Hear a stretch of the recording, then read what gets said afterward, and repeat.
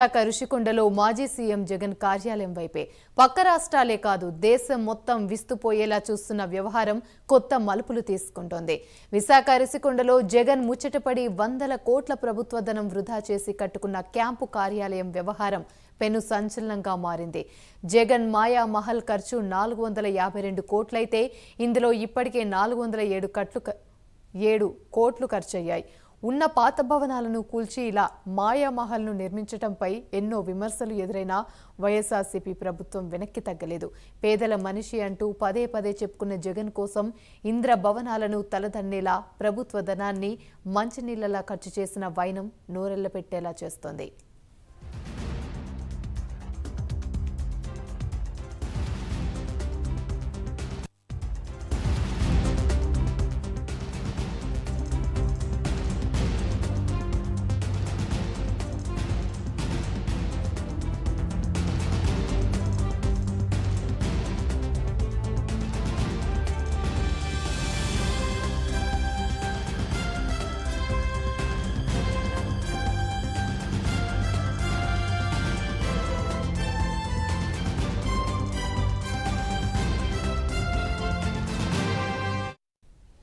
పర్యావరణ అనుమతుల నియమాలు పక్కన పెట్టి ప్రజా సొమ్ముతో పర్యాటక శాఖ భవనాలు పేరు చెప్పి 9.8 ఎకరాల విస్తీర్ణంలో 7వ బ్లాక్లు నిర్మించారు. ఇంత విలాసవంతమైన భవనాలను ఇప్పుడు ఎలా వినియోగించాలి అనేది ప్రశ్నార్థకంగా మారింది.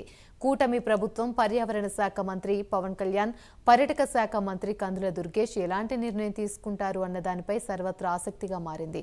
ఇలా వందల కోట్లు ప్రజా సొమ్మును వృధా చేసిన జగన్ ప్రభుత్వంపై ఆగ్రహాన్ని వ్యక్తం చేయటమే కాదు, ఆ సొమ్మునంతా రికవరీ చేయాలని వాదనలు బలంగా వినిపిస్తున్నాయి. అందుకు కూటమి ప్రభుత్వం తక్షణమే కార్యాచరణ ప్రారంభించాలని పలువురు నిపుణులు ఇప్పటికే తమ అభిప్రాయాలను వ్యక్తం చేస్తున్నారు.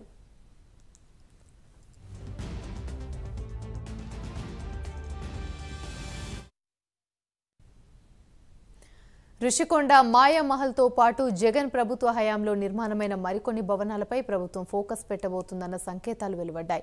ఈ విషయాన్ని స్వయంగా మంత్రి లోకేష్ ప్రకటించడం ఆసక్తిని రేపుతుంది.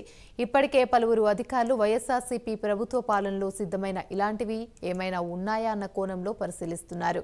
ప్రభుత్వం దృష్టిలో ఉన్న ఆ మరికొన్ని భవనాలేమిటి, ఎక్కడ ఉన్నాయి అన్న చర్చలు మొదలయ్యాయి. వాటిని ప్రభుత్వం ఏం చేయబోతుంది అన్న అంశం తెలుగు రాష్ట్రాల్లో కీలకంగా మారింది.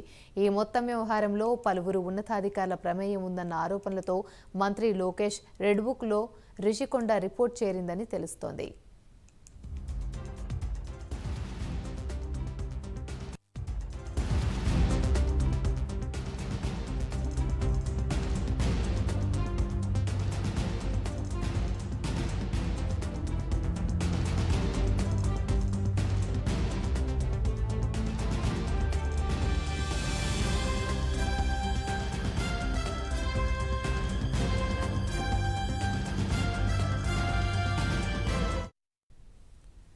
అయితే ఈ విషయంలో కూటమి ప్రభుత్వంపై వైఎస్ఆర్సీపీ తగ్గేదేలే అన్నట్లు విరుచుకుపడుతోంది. ప్రభుత్వం కక్ష సాధింపు చర్యలు చేపడుతుందని విమర్శిస్తున్నారు ఆ పార్టీ నేతలు. ముఖ్యమంత్రి హోదాలో ఎవరున్నా వారి క్యాంపు కార్యాలయాలకు తగిన సౌకర్యాలు ఏర్పాటు చేయడం సర్వసాధారణమైన విషయమని, ఇందులో భాగంగానే వైఎస్ జగన్ క్యాంపు కార్యాలయంలో కూడా ఏర్పాటు చేశారని ఆ పార్టీ నేత అప్పిరెడ్డి వివరించారు.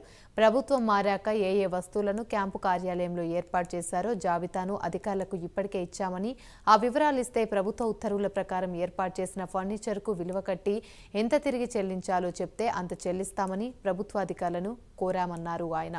చెల్లించేందుకు సిద్ధంగా ఉన్నా అందుకు సంబంధించిన ప్రక్రియ కొనసాగుతున్నా. ఇదిలా ఉండగానే టీడీపీ మంత్రులు, ఆ పార్టీకి సంబంధించిన సోషల్ మీడియా వైఎస్ జగన్ గారిని లక్ష్యంగా చేసుకుని చేస్తున్న దుష్ప్రచారం రాజకీయాల్లో అత్యంత దిగజారుడుతనమని వైఎస్ఆర్సీపీ నేతలు ఎదురు దాడి మొదలుపెట్టారు.